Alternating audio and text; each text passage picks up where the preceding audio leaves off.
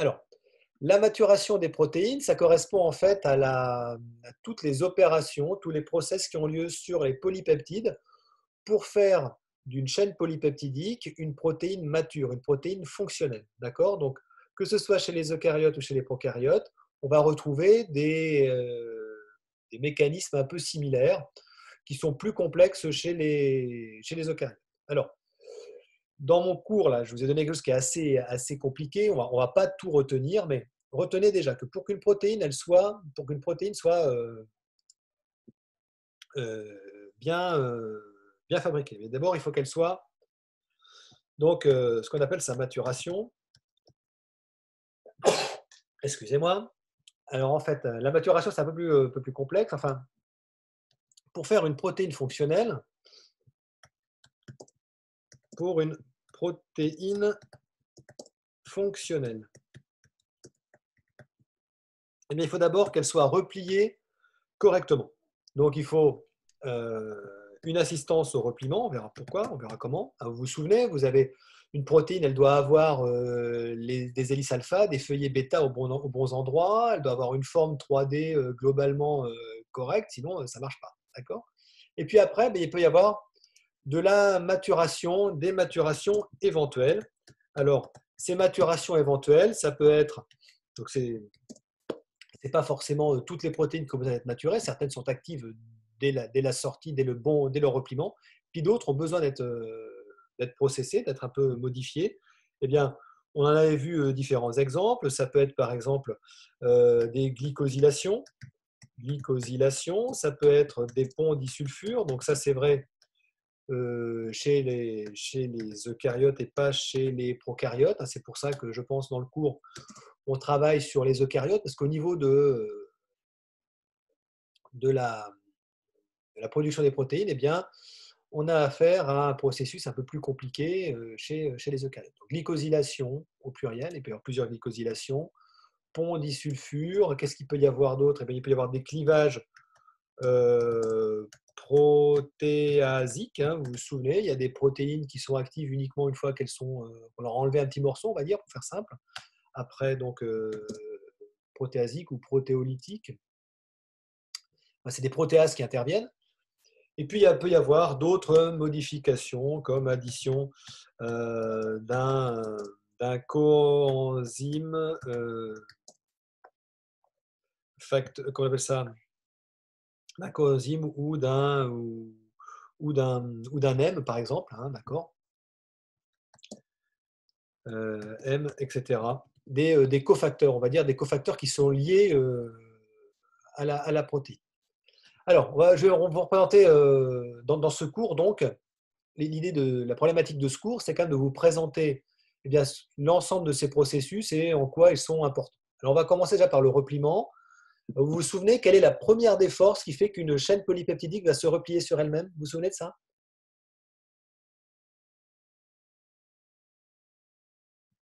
Parce que chez C'est les... pas hydrophobe et des trucs comme ça, là? Ouais, c'est hydrophobe. C'est la première des choses, c'est que les acides aminés qui sont hydrophobes, donc qui n'ont pas d'affinité pour le solvant, vont se retrouver à l'intérieur, ok, de la chaîne. Voilà. Vous pouvez avoir d'autres interactions, charge plus avec charge moins, acide basique, tout ça, mais la force majeure, c'est quand même les, euh, les interactions hydrophobes. Là, je parle de ça pour avoir la forme 3D, donc la structure tertiaire, et pas des hélices alpha et des feuillets bêta, puisque vous vous souvenez que pour former des hélices alpha et des feuillets bêta, on parle là d'interaction hydrogène entre les NH et les OH d'acides aminés, de liaisons peptidiques espacées de 4 acides aminés. Vous reverrez le cours sur les protéines pour retrouver ça. Alors, il existe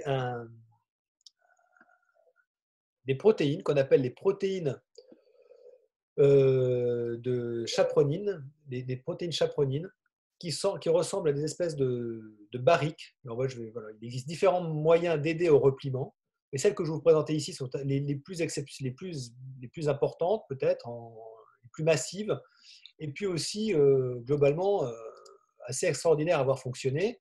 Il s'agit d'imaginer des tonneaux, d'accord, des tonneaux qui chassent l'eau et dans lesquels vont rentrer les protéines après leur traduction. Donc là, on est dans le cytosol des cellules. Okay, la protéine sort du ribosome, du polypeptide. Alors, il est pris en charge par ce qu'on appelle des protéines chaperones qui l'aident à se replier. Et puis, donc ça nécessite de l'énergie. Ça va donner une protéine qui n'est pas encore fonctionnelle. Elle va rentrer dans une espèce de barrique, un tonneau. Chez les bactéries, ça s'appelle gros EL. Chez les eucaryotes, ça s'appelle trich. Mais c'est le même système. Vous avez imaginez un tonneau dans lequel il n'y a pas d'eau et qui est refermé par une espèce de bouchon. Okay, alors c'est surtout vrai pour gros EL, c'est moins visible pour trich. Et en fait, à l'intérieur de cet espace dans lequel il n'y a pas d'eau, eh bien, le repliement peut se faire de manière le plus naturelle possible. On va dire, en forçant un peu les chaînes à bien se resserrer. Donc vous imaginez une espèce de presse, en tout cas une espèce d'environnement, de nano-environnement qui permet à la protéine de prendre sa bonne conformation. Voilà. Donc la bonne conformation, elle est ici, ce qu'on appelle la protéine native. Alors, ça ne concerne pas l'essentiel des protéines. Retenez que un grand nombre de protéines trouvent leur forme dès la sortie du ribosome, en tout cas chez les bactéries. Voilà. Alors, vous retiendrez aussi le terme HSP, qu'on a HSP pour Heat Shock Protein. Heat Shock Protein ou protéine de choc thermique. Heat Shock Protein, ce sont des protéines qui participent, je ne sais pas s'il y a un C comme ça, Heat Shock, moi aussi peut-être il y a un C. Heat Shock Protein ou HSP, ce sont des protéines chaperones qui permettent de bien associer, de bien aider au repliement des protéines. Voilà. Les chaperones étant je crois que c'était des dames au Moyen-Âge qui prenaient soin des jeunes filles nobles et voilà, c'était les chaperones. Et bien là, c'est un peu dans cette image-là de la chaperonne qui aide la protéine à grandir. Alors, à prendre sa forme fonctionnelle, à acquérir ses fonctions. Donc là encore, c'est intéressant dans un sujet structure-fonction, ça peut être un peu intéressant. Alors après, il y a d'autres modifications qui viennent après le repliement. Eh bien, ce sont les modifications post-traductionnelles. Et je ne vais pas en dire des tonnes. Je pense qu'il faut que vous reteniez par exemple que les glycosylations, elles ont lieu à l'intérieur du réticulum endoplasmique rugueux et du Golgi. Vous vous souvenez, on en avait déjà parlé. Vous avez un exemple, c'est un peu trop compliqué, mais retenez juste que vous avez ici une protéine qui est, la protéine, elle est là, elle est synthétisée à l'intérieur du réticulum endoplasmique granuleux. Et bien, elle va entrer en contact avec des enzymes qui sont capables de lui coller des groupements glycosiles. Alors, vous avez ici un sucre, voilà, qui est collé sur une protéine. Voilà. Alors, tout le reste, c'est pas important. Okay, les différents intermédiaires, là, c'est trop complexe, c'est pas la peine. Ici, sur ce magnifique schéma qui se trouve être un peu de travers, je vous demandais de pencher un peu la tête sur la droite.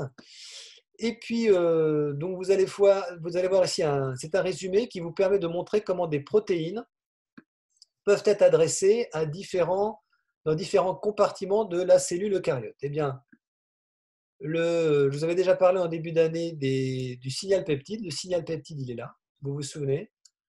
Un ribosome se fixe sur un ARN, va produire un signal peptide. Ce signal peptide est pris en charge par un système de translocation qui va faire en sorte que, donc ce qu'on appelle ici le translocator, qui va faire en sorte que la protéine va être produite à l'intérieur du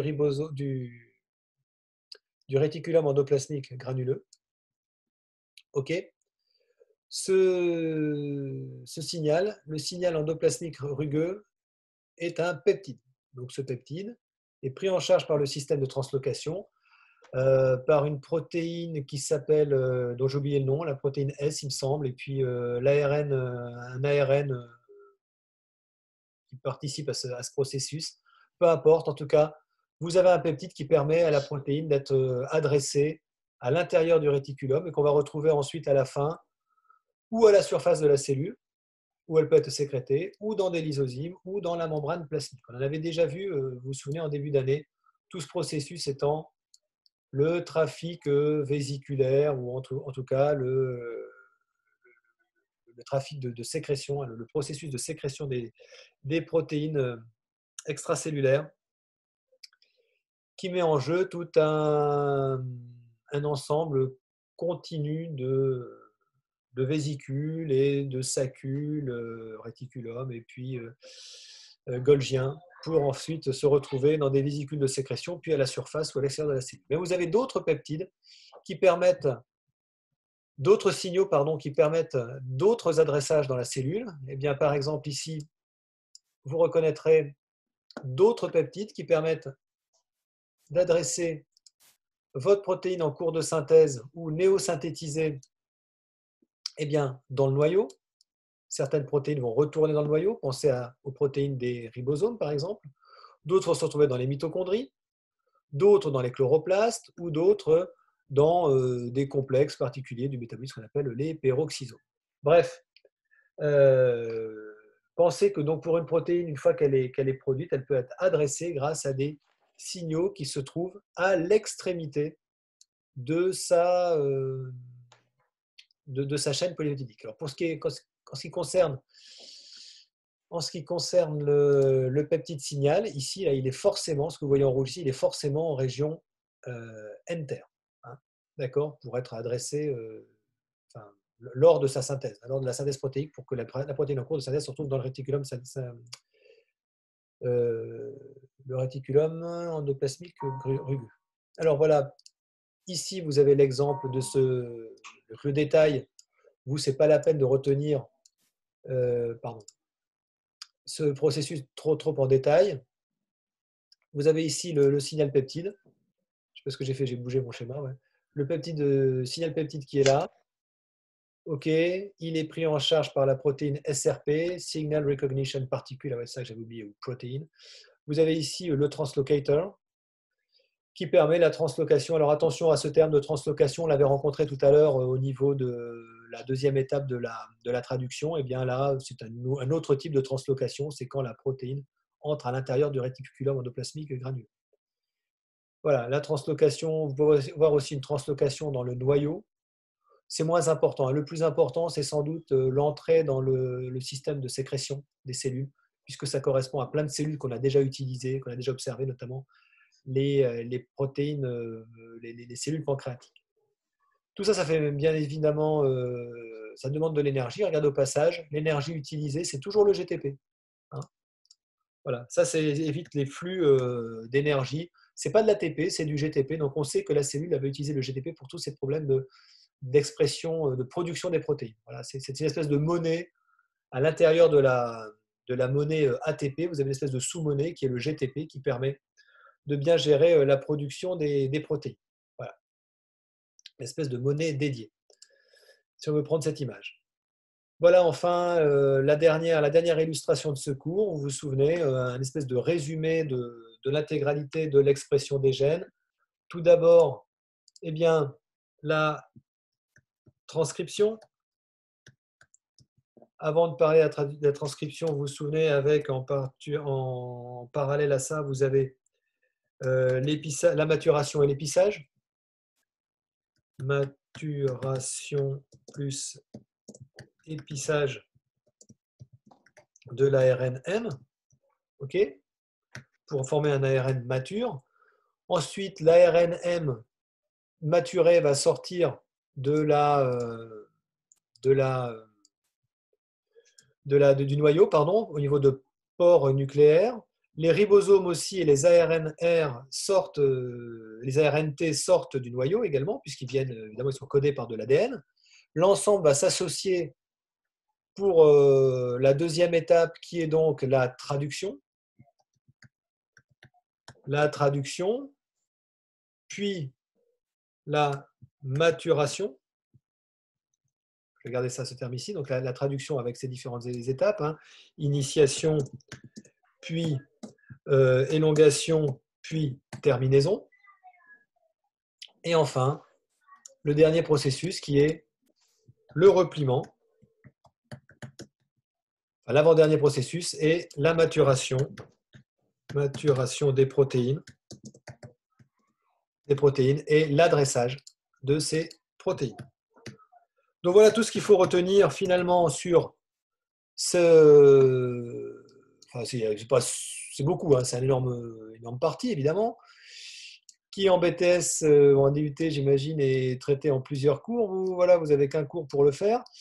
C'est majeur. Ce qu'il faut retenir de tout ça, bien peut-être cette figure B19, l'avoir bien en tête, hein, d'accord.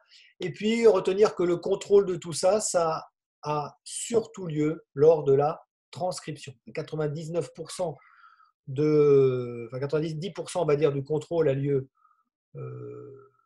lors de la transcription. Le reste, eh bien, une fois que l'ARN est fait, on a surtout du contrôle qualité. N'oubliez pas ce terme de contrôle qualité qui a lieu dans tous les processus de fabrication, que ce soit les processus humains. Hein. On a toujours fait du contrôle qualité, même quand on taillait des silex, on faisait attention à ce qu'ils soient bien tranchants. Quand on produit une bagnole électrique, on fait en sorte qu'elle soit correcte, que toutes les normes de qualité soient suivies. D'accord. C'est ce qui fait aussi le prix d'un objet, c'est sa qualité. Et bien pour les protéines, c'est la même chose. Vous avez du contrôle qualité qui intervient à toutes les étapes. Je vous ai donné un exemple avec l'ARN messager qui devait être complet. Et puis, vous avez d'autres facteurs, mais par exemple, lors de repliement des protéines. Donc, si vous devez aborder ce contrôle qualité, ça peut être quelque chose d'intéressant dans une conclusion, hein, dire que ça a un coût énergétique.